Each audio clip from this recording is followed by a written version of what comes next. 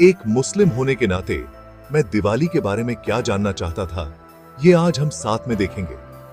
दिवाली हिंदुओं का एक बड़ा त्योहार है जो रोशनी, मिठाइयों और खुशियों के साथ मनाया जाता है। लेकिन इस्लाम दिवाली मनाने के बारे में क्या कहता है? इस्लाम में दिवाली मनाने के बारे में चंद अहम निकात। एक ही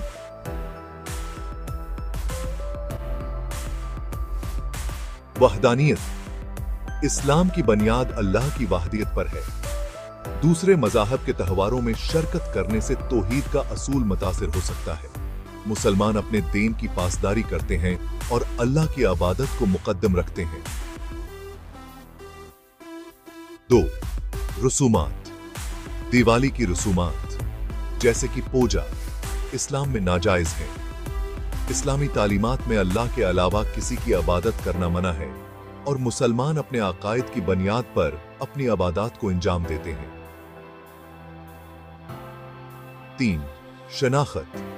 इस्लामी माशरत में मुसलमानों की मखसूस शनाख्त होती है।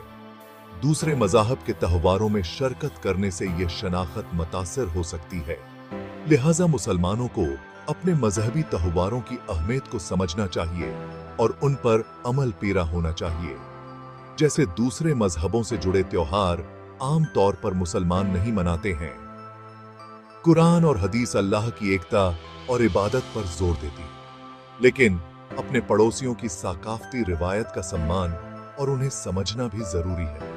हमारे साथ अल इरफान ऑनलाइन कुरान अकेडमी में शामिल हों। कुरान में गौर व फिक्र करें और अपनी समझ को बढ़ाएं।